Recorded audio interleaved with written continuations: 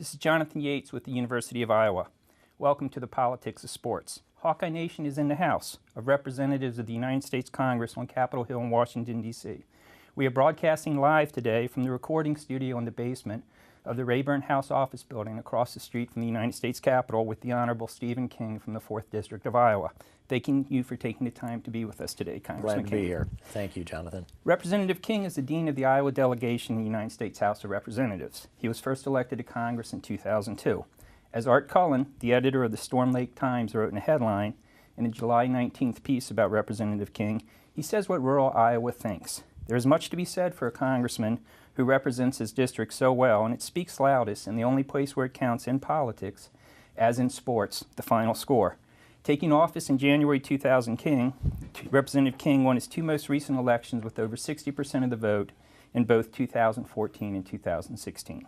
He is a member of the House Judiciary Committee, the House Agricultural Committee, and the House Small Business Committee, which are natural assignments as he was a successful agribusinessman in Storm Lake before politics. Well, time to get to the matter at hand, Representative King, and with the Supreme Court a 5-minute walk away, let's check out what a former justice had to say about sports. Earl Warren, the Chief Justice of the United States Supreme Court from 1953 to 1969, once remarked that when he read the newspaper, he liked to turn to the sports page first because that chronicled the man's accomplishments while the front page headlined their failures.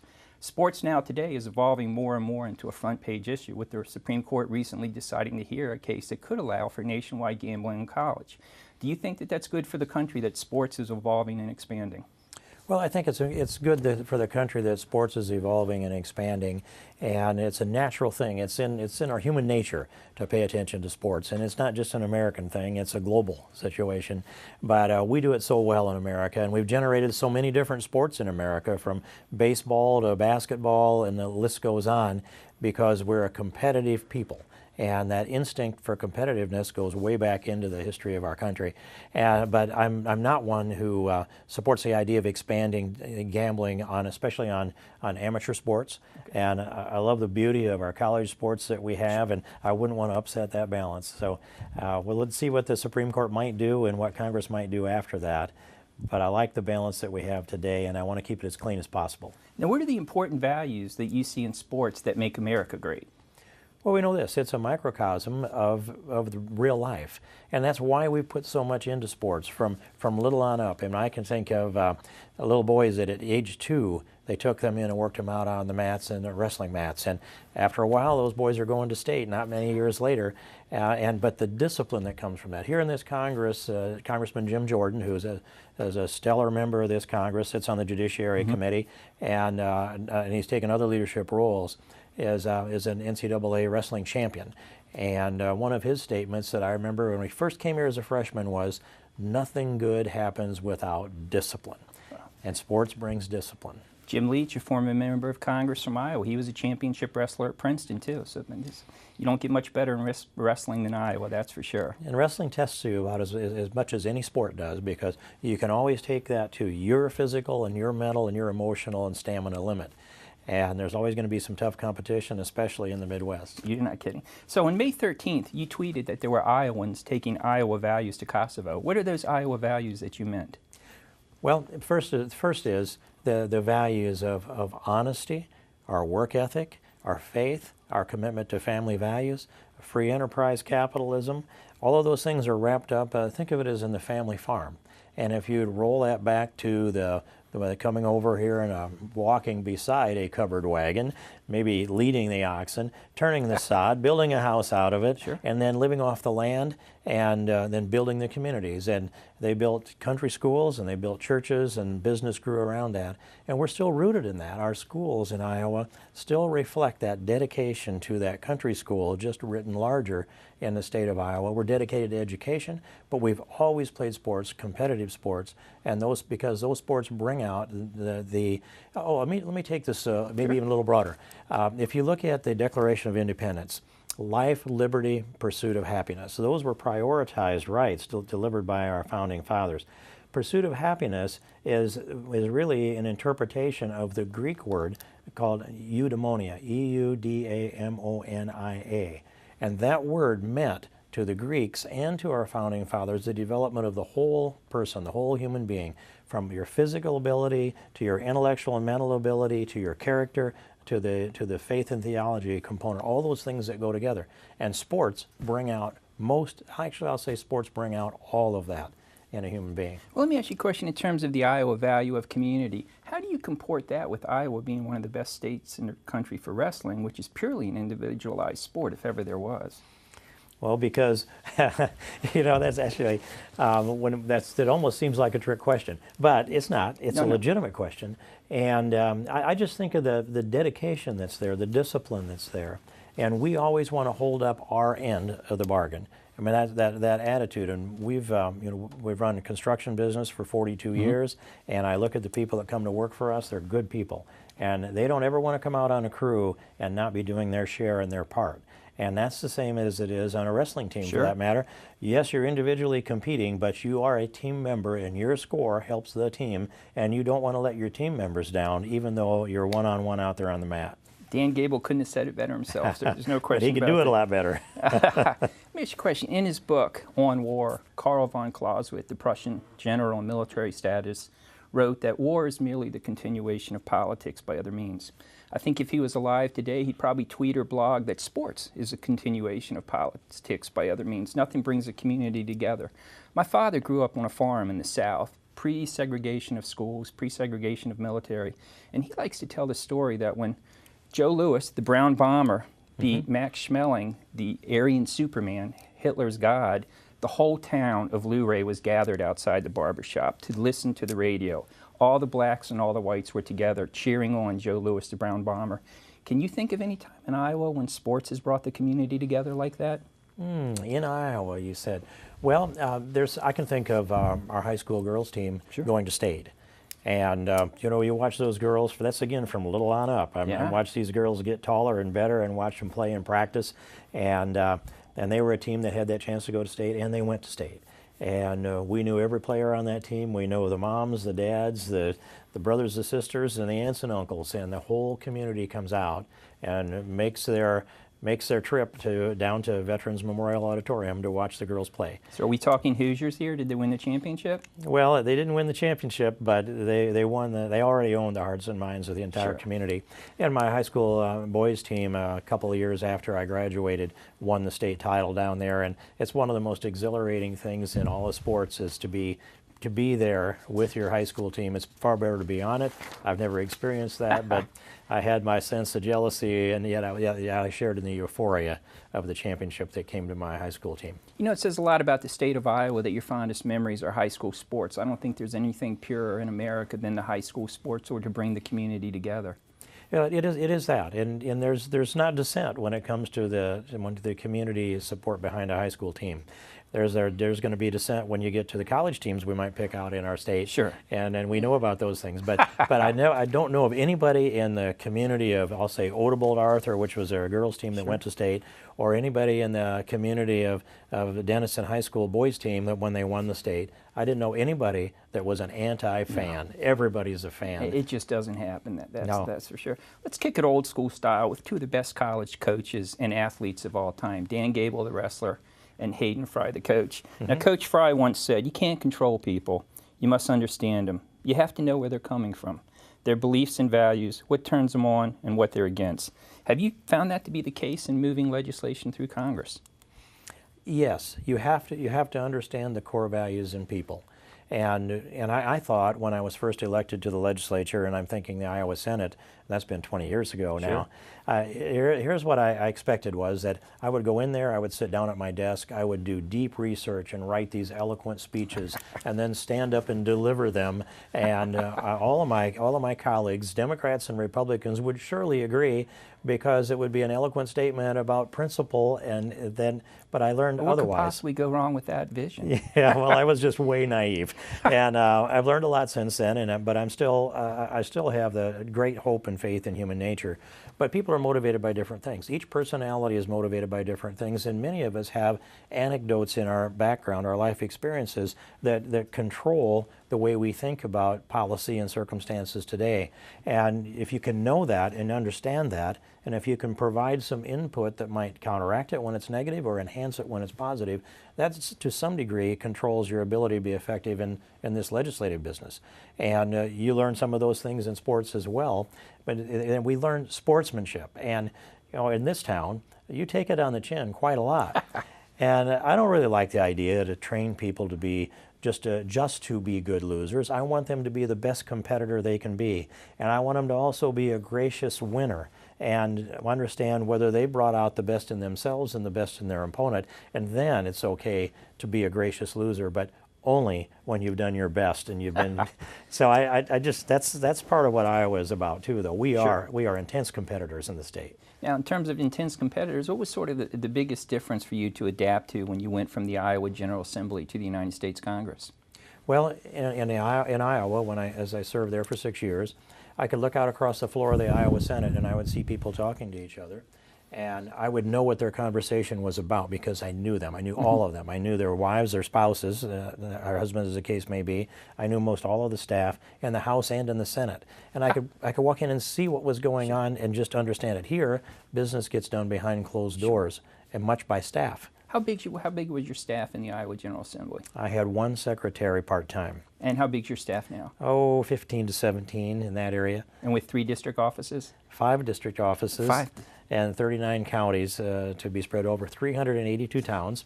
And I visited every single town in the district. So did you find that your management style from running a successful construction company worked with 5 offices now and the main one in D.C.?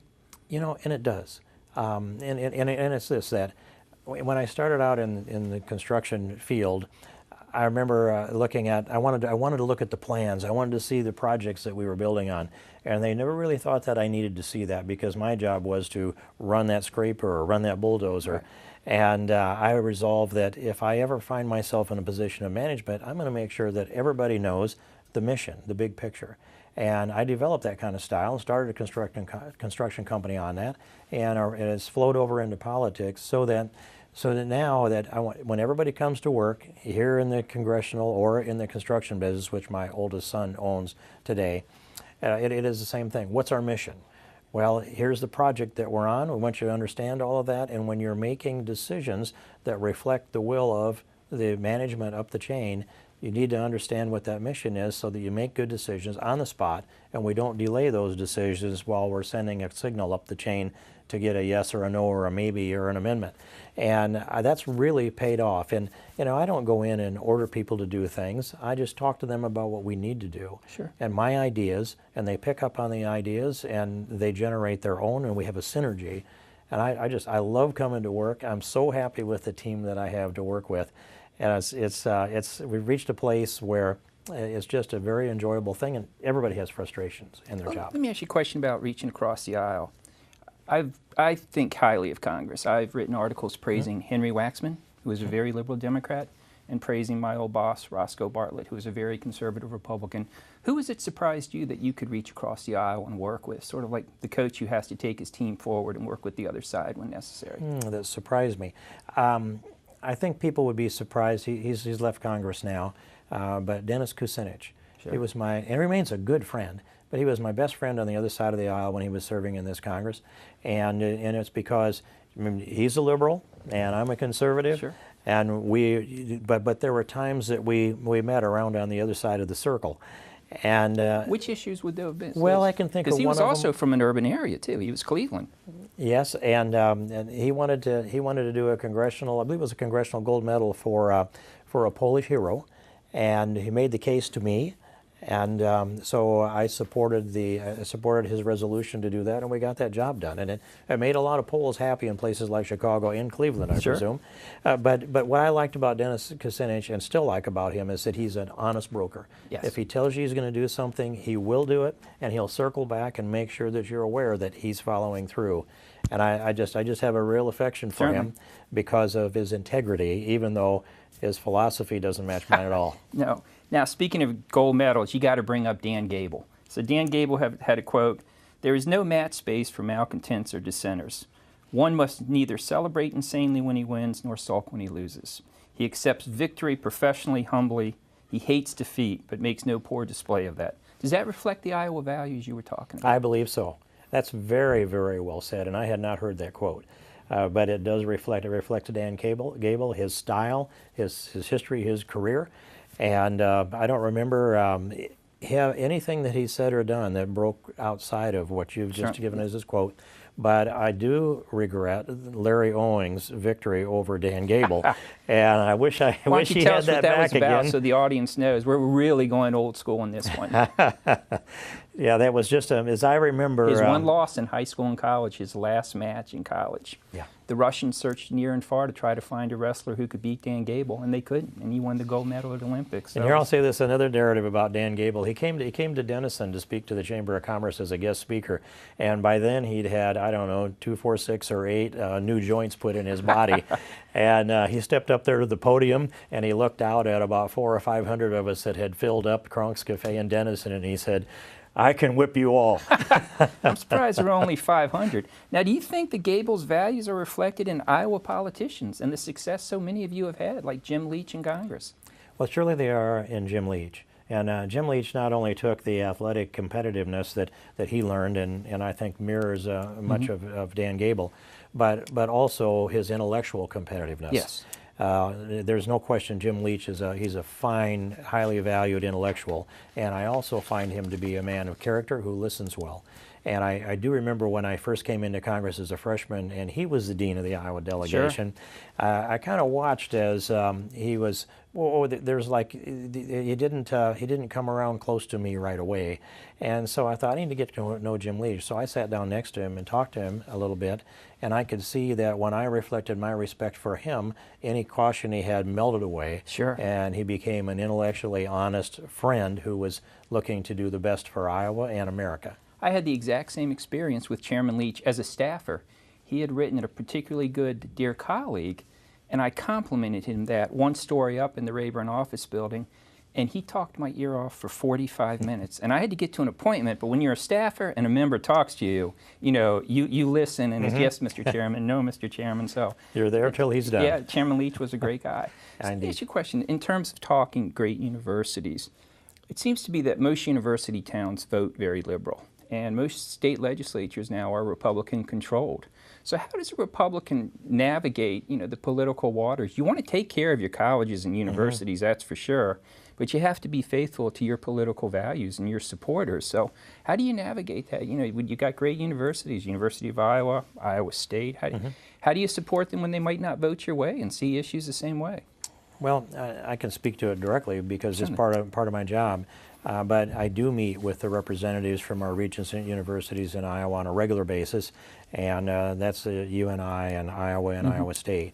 And then we have excellent community colleges and excellent private schools in Iowa. The higher education in Iowa has got such a terrific network of institutions, and I marvel at the quality of the leadership they have, and I'm speaking particularly of the presidents of our universities and of our community and our private colleges. So the way I navigate that is that I lay out the principles that I believe in, and I've done that for years, and that's a framework. And then on that framework, that we do our best to hang on to that framework, the issues that are important to the universities. And speaking of Iowa State in particular, I mean, I support the research. I want our research institutions to continue to have the resources to do that research. I want them to have the competitiveness in their faculty. I mean, I don't want anybody coming to me and saying Texas A&M can compete with Iowa State when it comes to engineering. I tell them, no, you are all competing for second place, not first place. Iowa State is number one. And, I look at the medical school at University of Iowa and the quality that's there. I want that quality. It's a richness that Iowa has, and it's easy to support that. And so as we sit down with them, we just say, what is your ask? And we try to evaluate them. Will you prioritize that ask for us? And then we try to work with that to make their requests in a way that it comes back and we can continue to enhance the universities that we have, not only the Regents, but all of our schools. Do you think they respect the difficult positions that they put you in by consistently voting against, what you hold dear as your values and your supporters? Well, I don't really vote against it consistently as much as I do is I make the specific requests for the programs and projects that they're asking for. And that has worked out pretty well. And so I feel like Iowa State being the school that it is, that I do represent, a land-grant college that's got a real focus on agriculture and on engineering, that's easy to support that. It's a natural for me because in the introduction you spoke about the construction side and the agriculture component of that. Those two things, the construction is the engineering, Sure. and the ag background, the ag-related background matches up really well. Judiciary, not quite as easy, but I am the non-lawyer on the Judiciary Committee, and I tell my Harvard lawyer friends that that gives me an unfair advantage. I only have to argue the right side of the issue. Exactly. I have to tell you, coming from the University of Iowa, we respect your support for the underdog in Iowa State. Everybody loves a good loser. So what can I That's say? a nice needle, Jonathan. I appreciate that. Well, I'm loyal. What can I say, man? Yeah, I've seen my and I root for paychecks the go Hawkeyes by. every other day of the year. So, So let me ask you a question. You know, as a member of Congress, you know, you're talking about how you're taking care of your universities and your colleges. And a lot of people don't seem to realize, you know, what a great job members do in addressing the needs of the constituents. The reason I ask is I just finished the book Shoe Dog by Phil Knight, the founder of Nike, who's worth $28 billion.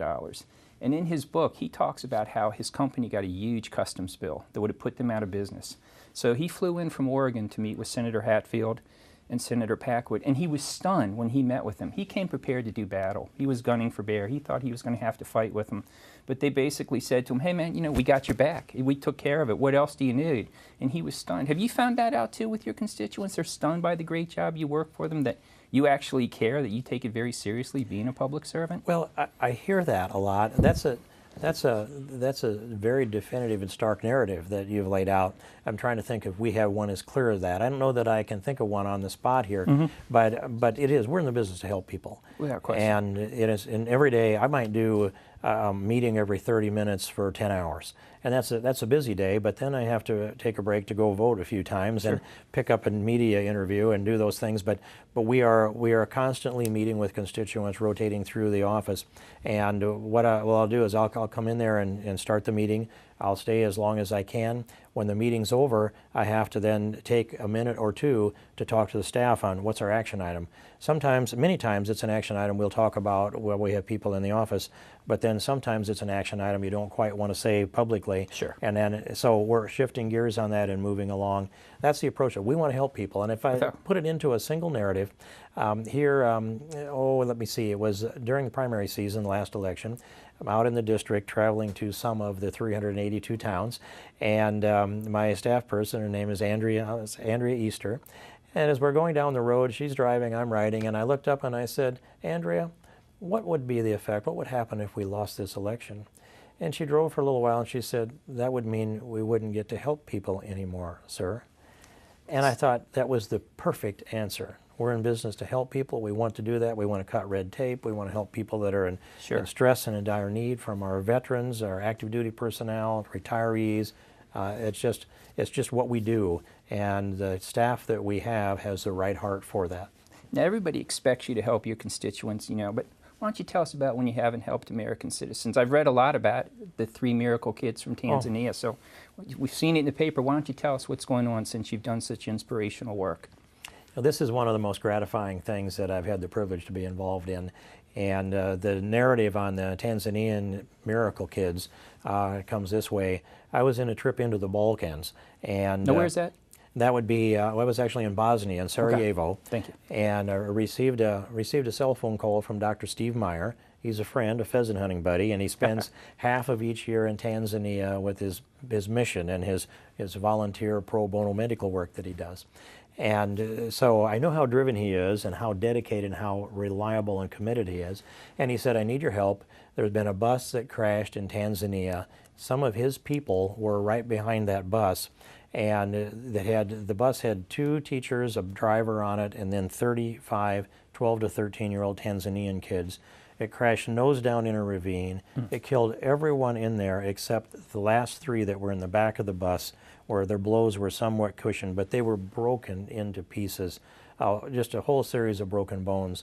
Out of these 3 kids that they had pulled out of there, they had multiple broken bones and fractured spines and a paralysis. I could describe them all, but Certainly. It was terrible. And he said, I can't save them in Tanzania, but I can in Sioux City, where I've got people and equipment. I've already cleared the way, so the medical expenses will be all taken care of by volunteers. but I need to get them out of Tanzania, and I need to get a medevac plane. So that was my mission, visas to get them out of Tanzania, also for their mothers and for a doctor and a nurse, and to identify and find a medevac plane to fly them out. And so while I'm doing a country a day in the Balkans, Sure. and I worked with 5 different U.S. embassies. Each time I get to a new country, I'd put the staff to work setting up phone calls, looking for planes. And how responsive were they? They were great. That's and some fantastic. of them I've sent thank yous off to some of them because they were great. By now, then I end up in about the 4th country was Albania. And I'm down in this little backwater channel in Albania, but I had a window that was set up to give a call to Reverend Franklin Graham. And I placed that call and explained to him the dilemma and that we needed to get those, because all of the no's that I had gotten Sure. on the medevac plane. I had one that was sitting on a tarmac in the Middle East that was $300,000 to have him fly these kids out. And I told him, put that plane on hold, but I can't commit my kids' inheritance to that flight at this point. And so I had that plane in the background, and then when I spoke with Franklin Graham, it took about 3 minutes to explain the situation, and he said, I want to help. I have a DC-8, I'll fly them out of Africa for you. And I said, Reverend, Amazing. I don't know that I can raise the money to pay for that flight. And he said, you don't need to, we'll take care of it. Wow, Jonathan, that was at that moment I knew we were going to get this done. There was a whole string of miracles needed to be connected together, and any missing miracle, these kids die in Tanzania. And so I knew that Dr. Meyer was ready to board a plane in Tanzania, and he was going to be out of communication for probably 30 hours. So we needed to get in contact with him. So I texted Reverend Graham, Steve Meyer's communications contacts Certainly. to Reverend Graham, and Reverend Graham's to Steve Meyer with a message, urgent, call each other as fast as you can. And Steve Meyer didn't actually know this was happening when he got a call from Franklin Graham, who said, I'm calling because I want to help, I'll fly my DC-8 there. And they did that and flew those kids out of there back to Sioux City, where I visited them in the hospital. Dr. Meyer did all the orthopedic surgery on this. He and some of his assistants that were there, and the neurosurgeon and Quentin Durward, and there were 5 of 6 arms broken. I believe it was 4 of 6 legs, 2 of 3 spines fractured, a broken jaw, other injuries that were just awful. These kids now, we took them to the ball game. I was going to ask, what's the status now? We took them to the Sioux City Bandits ball game. Wow. The indoor pro team. Nothing better in minor league, yeah. And they rolled them out there for the coin toss, for the opening coin toss. And then we sat there, enjoyed the ball game, and ate popcorn and joked. And the little guy, there's 2 girls and a boy, and the little guy's name is Wilson. And he had a fractured femur. He would have lost his leg, but probably survived in Tanzania. And I leaned down and I asked him, he's still in the wheelchair, but I said, Wilson, is what I heard about you true, that what you did yesterday? And he says, what? And I said, did you stand up and kick a ball yesterday? And he goes, yes. Well, at the University of Iowa, we're all rooting for Wilson to be 7 feet tall with a 20-foot jump shot. Bring him back. He'll be an ambassador Exactly. to the United States. And we are going to take them back to Tanzania. It's scheduled now for the 18th of August. And now even Doreen, the girl that was paralyzed from waist down, she has feeling. She has stood on her own. She'll be walking, and she's taken a few steps by now. So these 2 girls and the boy will be back in Tanzania, and I anticipate that they will walk off of that plane onto that tarmac, and I'll be standing there waiting to greet That's them. incredible. Who would have ever thought that all the good work you did for the medical school would end up benefiting 3 children from Tanzania? You know, that's a good point. I didn't even think about that. I just was thinking about how to help these kids. Sure. And God just called each one of us to put our gifts and our skill sets together and make this work. And it's more than saving 3 kids from Tanzania, but it's sending a message to that entire country and an inspiration for us in this country Exactly. and in their country. And I'm looking forward to the kind of adults those 3 grow into. Yeah, I'm looking forward to it. Now, it's been 45 years since Title IX became the law of the land.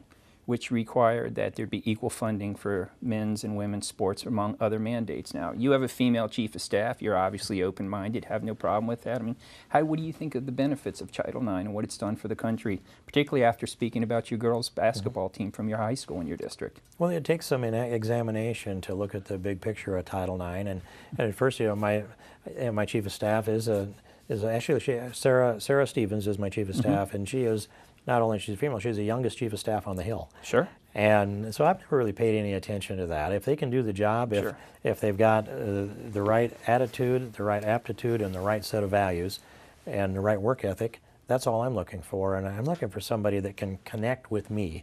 And we're a really good complement of each other. She anticipates what I need. Over 60% of the vote. Your constituents appreciate that. And by the way, we did that in a primary and general election last year. Challenged in a primary and in the general election. I didn't spend a dime on advertising, Jonathan. Not one dime in either the primary or the general. And so That's amazing. That is truly amazing. And so to answer your question, Title IX, and I want to make sure I do. Sure. No, you did. But it is hiring Sarah Stevens alone answers that question, Representative. I'm happy to accept that. Is that because here what we all need to do is look at people like that, whether these are Tanzanian kids or whether we're looking at the Title IX question. It's this, that every one of us is created uniquely. And we have unique talents and unique gifts to use. And it doesn't mean that men and women are the same. I've been married for 45 years, and I'm an expert on that. But we need to find a way to be compatible, yes, and to bring out the best results we can by working together. And I regret that there's tension sometimes because people focus too much on, well, I say sex or gender, because they're two sometimes even separate questions, or on race or ethnicity or whatever it might be. If you just look at people as human beings, yes, sir, and then pull out the best in them and give them the best you have. I learn this almost every time I get on an airplane. Yeah. Everybody works together. You can get out from the gate and get where you're going. If there's one bad apple in the bunch, it can spoil the whole thing.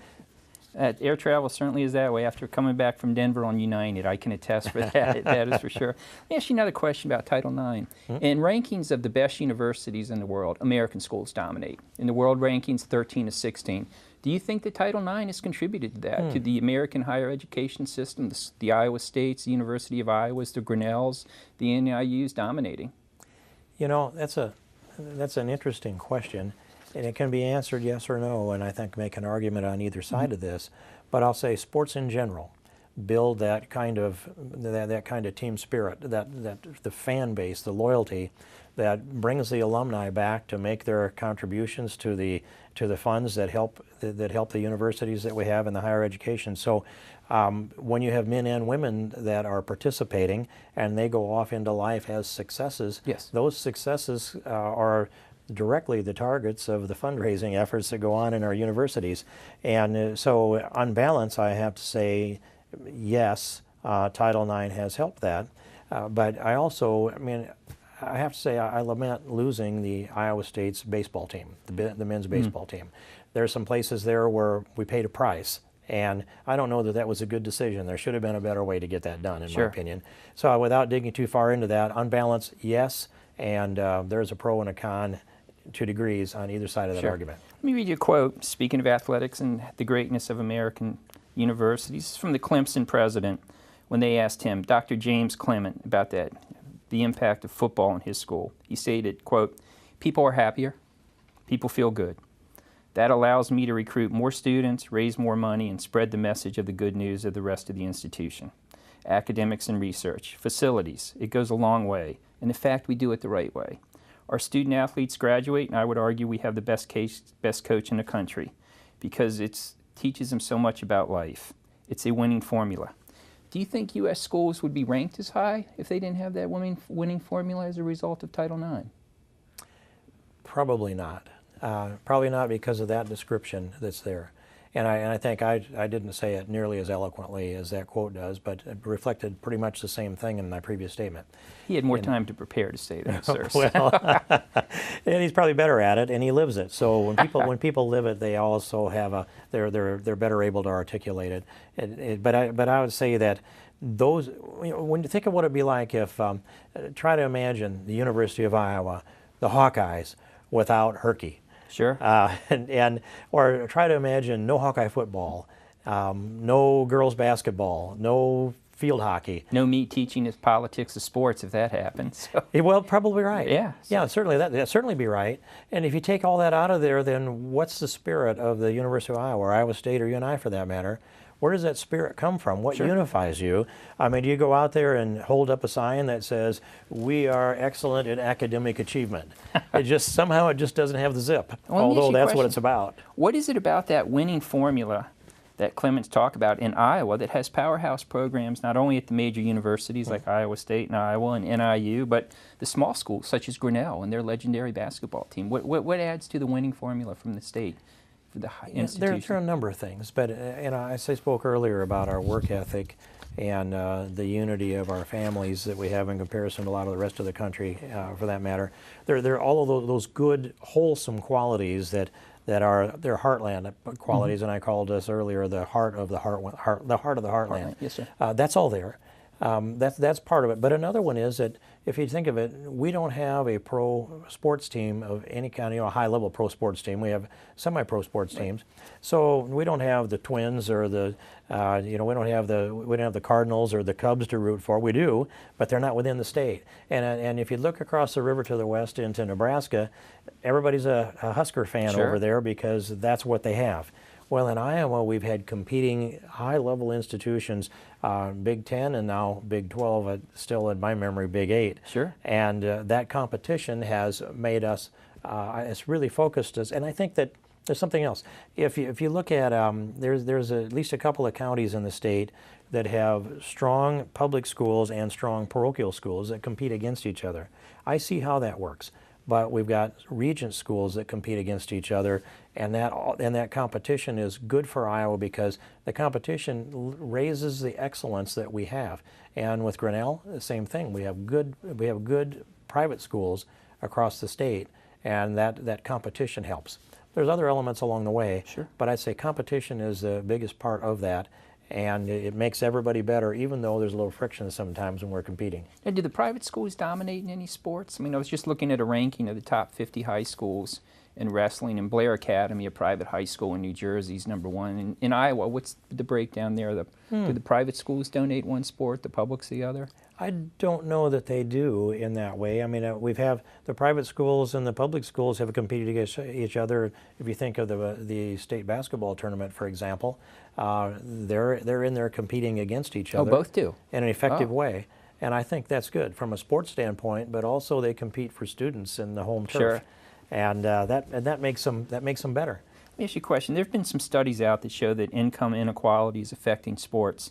The Aspen Institute study of play reports that the affluent levels of children have the healthiest level of sports activity. A recent study by Monday Morning Quarterback showed that 13 of the 15 quarterbacks drafted came from an affluent background. Should we worry about income inequality and its impact on sports?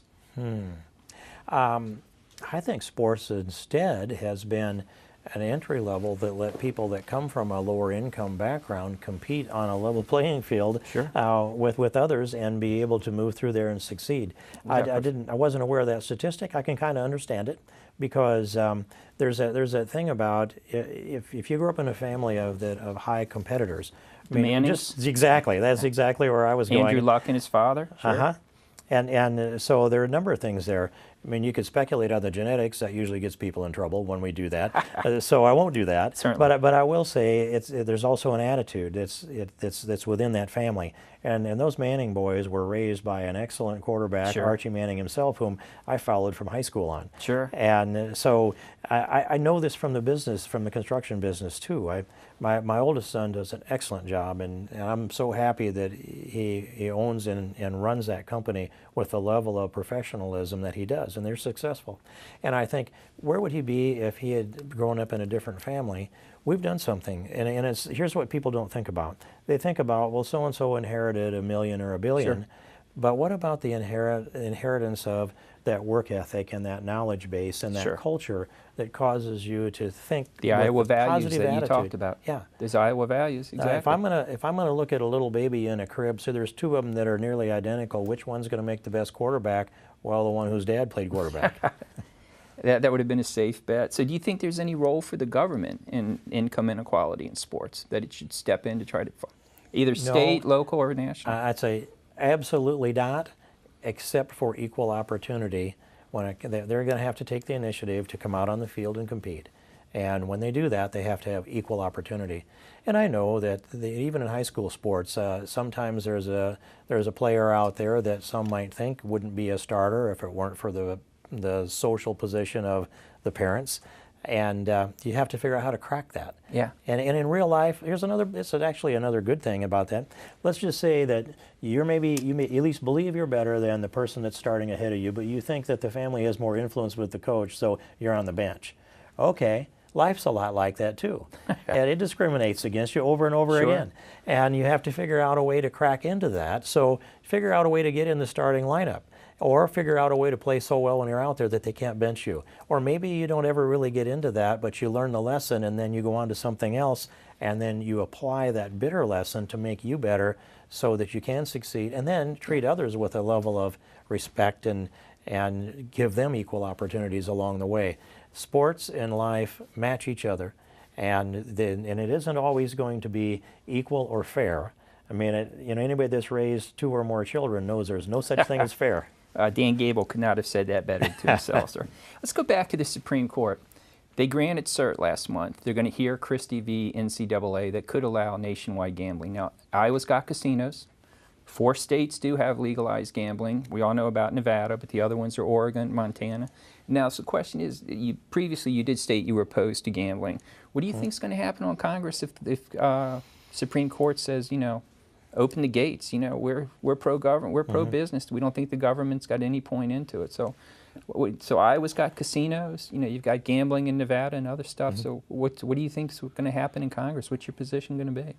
Well, what I've said is that, and there were many more gambling issues that came before me when I was in the state Senate, and I took the position that even though I don't have a moral objection to gambling, I wouldn't tell people that this is a sin and we should stay away from it, because life is a gamble. And whether it's business or whether it's sports or whether it's marriage, as I mentioned, you take a risk in all of that. Yet it does look to me like many times with gambling that's set up for the sake of gambling, that it's the last stop on the investment dollar. And so I don't vote to expand or encourage gambling, and I seldom have a chance to vote to shrink it. But we'll see what a Supreme Court decision will be. They granted cert, so there will be a decision. Yes. And we'll have to read that decision and identify what's the language in there in the majority opinion and perhaps the dissent. Yes, sir. And then see if Congress has a role. And if we have a role, then at that point I'd want to be engaged in the discussion. But right now, let's see what the Supreme Court does. And as I said, I would like to keep our amateur sports as clean and free of that kind of obstruction as possible. And by the way, we've now heard that there has been some football games that have been thrown because of the betting that was paying off players on the field. We had the NBA referee scandal not that long ago. And I don't want to see more of that. Yes, sir. Let me ask you a question. What's the experience been in Iowa with the casinos? Have they produced the revenues that were predicted? Has there been blowback on any of the gambling addictions? Has it been a positive experience for the state? Well, there is gambling addiction, and of course it wouldn't be there if we didn't have gambling. Sure. Now with internet the way it is, I'm not sure what that would have evolved into if we didn't have the casinos in Iowa. I drive through, I represented Council Bluffs for 10 years, and I would drive through the parking lot and do my own poll, and 5 out of 7 cars were Nebraska. And then you've got the casino up in Lyon County that is built up there to be able to draw money down from Minnesota and South Dakota. I drive past one every time I drive to school. So, yes, so it has been a method of taxing our neighbors, and I don't really like the idea of that, because then that justifies any effort they might have to tax us. But I'm going to let that issue go on in the course that it is. It's been primarily a state issue, and when I ran for this seat in Congress, I talked to the gambling interests, and I said to them, the best thing you can do, since I'm not a fan of gambling, is help me get elected to Congress. Then I won't be in the state Senate to make a lot of gambling decisions. And it worked out well. And I want to keep my word on that too. Let me ask you a question. The Democratic Party's doing a lot of soul searching right now. I remember back in January 2009, the Republican Party was doing a lot of soul searching too. Just yesterday in the New York Times, Senate Minority Leader Chuck Schumer had an op-ed, A Better Deal for American Workers, in which he said, the Democratic Party has to come back and reach out. There's been a lot of op-eds by Senator Sanders and others. Never once do they mention sports, which is interesting because President Obama was, very oriented towards sports. We all saw the video on YouTube of him straining three-pointers. Do you think the Democrats are missing it by missing out on the national love of sports in America? I know you worry about the Democratic Party and hope it'll come back. If I had a real powerful hint here, I probably wouldn't give it today, Jonathan. But I don't know if they're missing out or not. But I do think that that President Obama was good for sports when he was in the White House. And I would not want to go one-on-one with him in the basketball court. I would look silly. And so, I give him credit for that. But as far as how they thread that into a political agenda, I don't know if I have an opinion on that in that way. That let's just see how we inspire people. And whenever you can bring in a sports analogy, people understand that. Sure. So what politician doesn't want to throw out the first pitch or something like that at a game? And let me ask you a question. Speaking of, I'm sorry. Now that you say that, Jonathan, this image just pops into mind when you say throw out the first pitch. And maybe that's a question, but how sports have unified us here in this city. Sure. And I'll just take you back to a little over a month ago when we had the tragic shooting on the practice field. Every year we play a baseball game between Democrats and Republicans in the House, House and Senate it is, bipartisan, and not very many senators participate. But we play that baseball game, and that baseball game brings us together. Democrats and Republicans, we're competing against each other. Enjoyed them. But yes, it is. It's a fun time. It is. We play out the Nats Stadium, and boy, it's a terrific, beautiful layout that's there. Field of Dreams, straight from Iowa. Yes, it is. And they practice almost every morning at 6 o'clock. And these guys are really dedicated on the field. So it was the morning before the game when the shooting happened on the practice field across the river in Arlington. And the public knows about that shooting. But a couple of things I would like to add to that on what sports have done to unify us.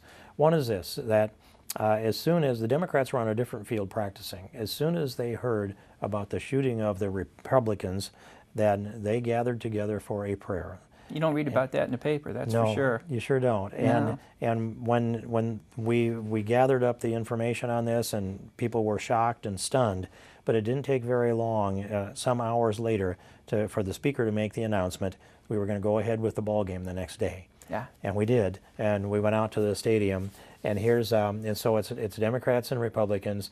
They came together at second base where Steve Scalise was in the hospital still from the very terrible wound that he suffered from that shooting. But they gathered out at second base for a prayer together before the game, and then to watch this image in my mind's eye, Roberto Clemente Jr. and Joe Torre went out on the field. And there they were joined by a man, his name is David Bailey. He was the Capitol Hill policeman that took out the shooter, and he'd been wounded in the right leg. And you could tell that leg was very painful to him. He came out to the mound on crutches and got turned around. Joe Torre stabilized him on the mound.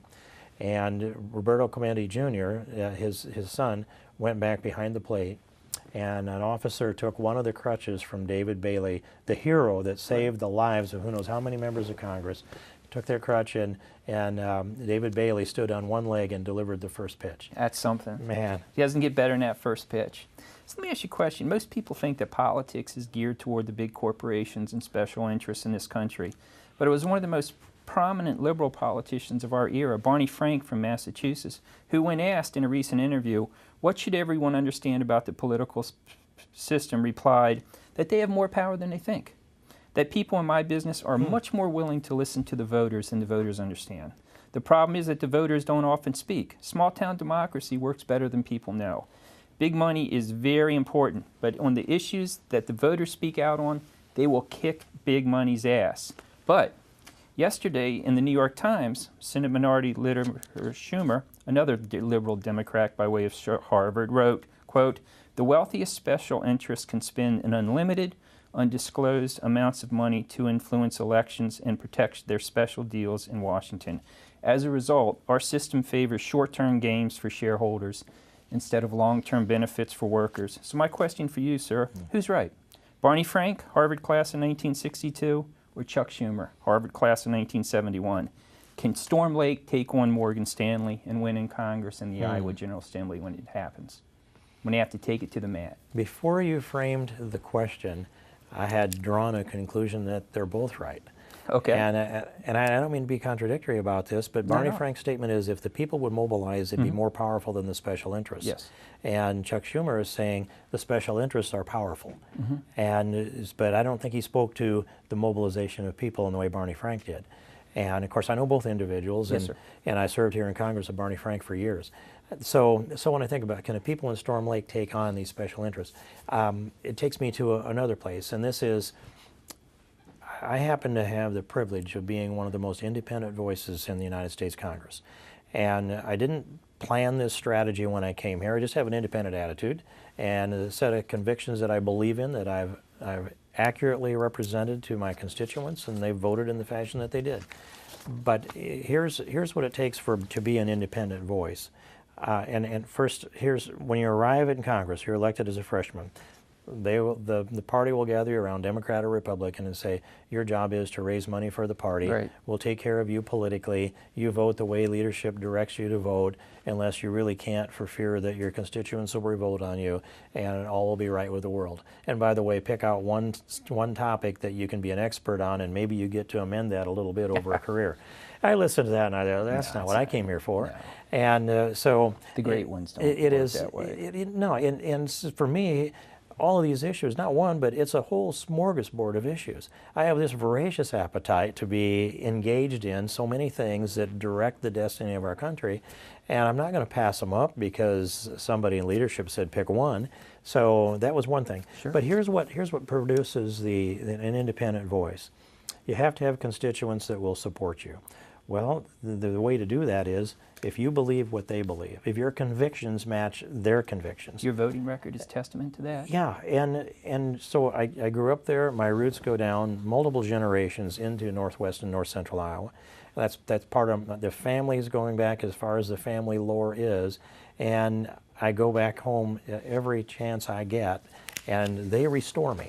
The people, so right now at least, and this could be, we'll see what happens in the next election, but right now at least, the people have supported me historically.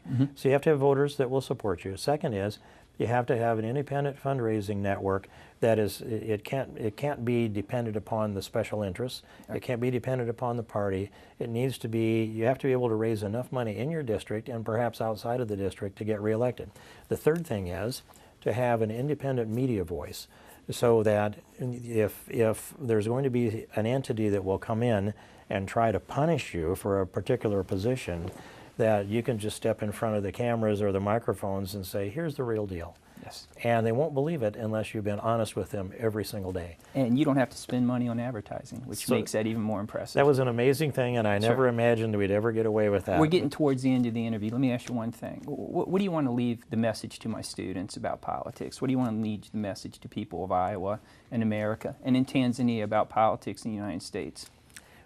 Well, I think it's that the sports is our focus here, and sports is a microcosm of life.